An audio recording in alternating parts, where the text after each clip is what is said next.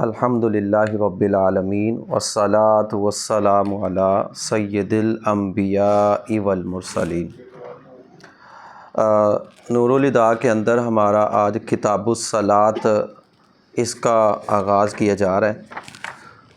قرآن پاک کے اندر کم و بیش مختلف اعتبارات سے 700 مقامات پر نماز کی فرضیت کا حکم دیا گیا ہے، اور اس پر صرف ایک آیت دلالت کرتی ہے، وہ اقیموا الصلاۃ، نماز قائم کرو۔ اقیموا یہ صیغہ امر ہے، اور صیغہ امر جب استعمال کیا جاتا ہے عربی کے اندر تو یہ اس چیز کی فرضیت کو پر دلالت کرتا ہے۔ تو پانچوں نمازوں کی فرضیت یہ دلیل قطعی سے ثابت ہے، لہٰذا نمازوں کی فرضیت کا انکار کرنے والا کہ نماز فرض نہیں ہے، سرے سے اس کا جو منکر ہے کہ نماز کوئی بھی چیز نہیں ہے، تو ایسا شخص پھر کافر قرار پائے گا۔ قصداً چھوڑنے کی وجہ سے جان بوجھ کر جو چھوڑتا رہتا ہے، جان بوجھ کر اور بھولے سے چھوڑنا، یہ دونوں کے اندر فرق ہو جائے گا۔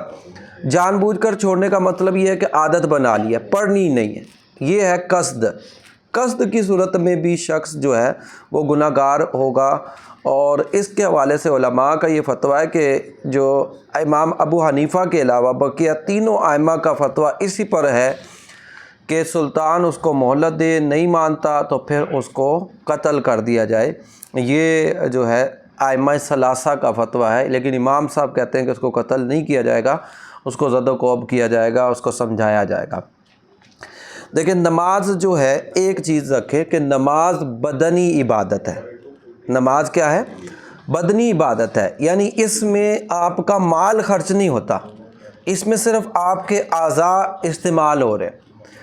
بدنی عبادت کے اندر نیابت نہیں ہوتی۔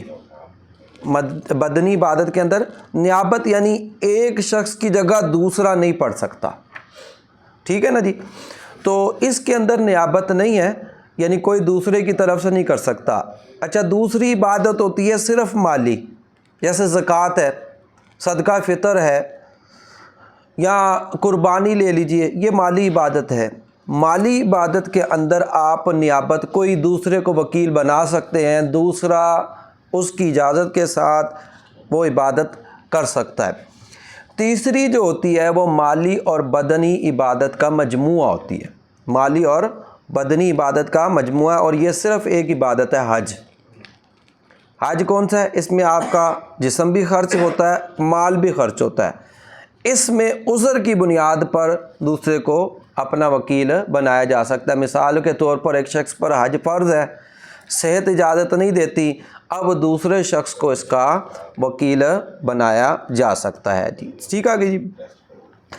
اچھا دیکھیں، نماز جو ہے 3 شرطوں کے پائے جانے کی وجہ سے لازم ہو جائے گی، یعنی جس میں 3 شرطیں پائی جائیں جس بندے کے اندر، اس پر نماز فرض ہوگی۔ پہلی بات یہ کہ مسلمان ہونا، ٹھیک ہے جی، مسلمان ہو، اور دوسری بات یہ کہ بالغ ہو، اور تیسری بات یہ کہ عقل اس میں ہو، تب اس پر نماز فرض ہوگی۔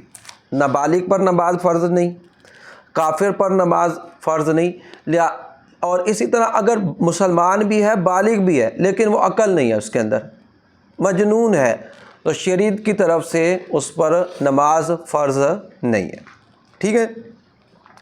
اب اس والے سے نماز کی جو تربیت کے حوالے سے میرے آقا کریم صلی اللہ علیہ وسلم کا یہ فرمان ملتا ہے کہ 7 سال کی عمر سے بچے کو نماز پڑھنے کا حکم دیا جائے، کہ نماز پڑھنی ہے۔ بچے کو 7 سال کی عمر سے اس بات کی باقاعدہ طور پر ٹریننگ دی جائے، اور کہا جائے کہ جی نماز آپ کے ذمہ لازم ہے۔ اور 10 سال کا ہو تو پھر ہاتھ سے ہلکا پھلکا مارا جا سکتا ہے، لکڑی وغیرہ سے یا کسی اور چیز سے مارنے کی اجازت نہیں ہے۔ 10 سال کا ہو جائے تو اس کو جو ہے ہلکا پھلکا مارا جائے۔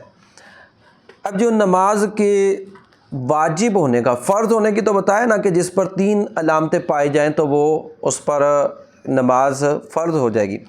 نماز واجب ہونے کا مطلب نماز واجب کس پر ہوگی، ٹھیک ہے جی؟ یاد رکھیے کہ اس کا جو اصل سبب ہے وہ اللہ کا حکم ہے، وہ کیا ہے جی؟ اللہ کا حکم اقیم الصلاۃ نماز کی فرضیت کا سبب ہے۔ اقیم الصلاۃ سے نماز فرض ہو جاتی ہے، لیکن ادائیگی کب لازم ہوگی؟ ادائیگی تب لازم ہوگی جب عبادت کا وقت آئے گا۔ بھائی فجر کی نماز جیسے ہم لوگوں نے پڑھ لی تو وہ فجر کی نماز تو اب ہمارے سے وہ مطالبہ ختم ہو گیا نا، ابھی ظہر کا وقت نہیں ہوا، ٹھیک ہے، تو اب ہم پر ظہر کی نماز لازم نہیں ہے۔ جب ظہر کا وقت آئے گا پھر کہتے ہیں کیا ہو جائے گی؟ عبادت لازم ہو جائے گی۔ لیکن کہتے ہیں کہ وہ تاجب بھی اول الوقت، اول وقت میں تو واجب ہوگی، لیکن کس طرح؟ وجوباً موسعاً، یہ ایک ایسا واجب ہے کہ جس میں آپ کے پاس ایک گنجائش موجود ہے۔ کیا ہے جی؟ گنجائش موجود ہے۔ دیکھیں عبادت یاد رکھیے گا کہ دو طرح کی ہوتی ہیں، ایک عبادت کو کہتے ہیں مطلقاً الوقت اور ایک عبادت کو کہتے ہیں مقید بالوقت، ٹھیک ہے جی؟ یہ دو طرح کی عبادت۔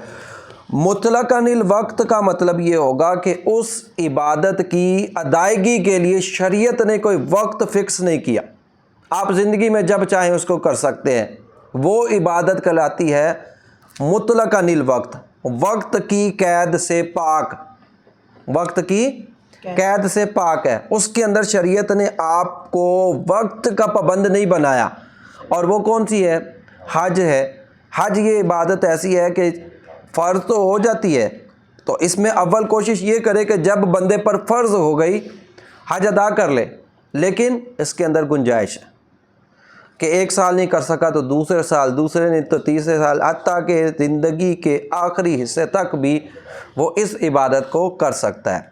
اور مقید بالوقت کا مطلب ہوتا ہے کہ وہ عبادت وقت کے ایک خاص حصے کے اندر قید ہے، یعنی اس کے لیے شریعت نے وقت فکس کیا ہے۔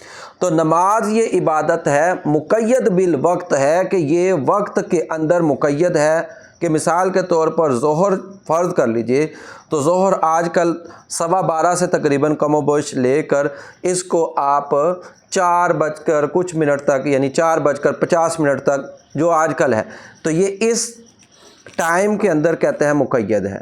اس وقت میں آپ پڑھ سکتے ہیں، کب؟ جس وقت بھی چاہیں۔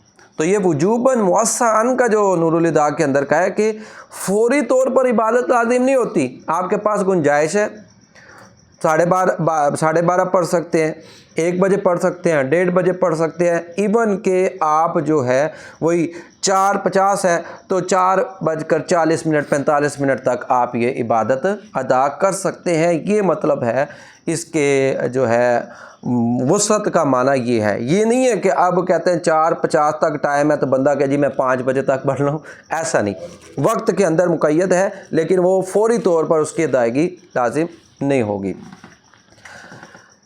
تو پھر آج کے حوالے سے اتنا، پھر اوقات نماز انشاءاللہ کل بیان کرتے ہیں۔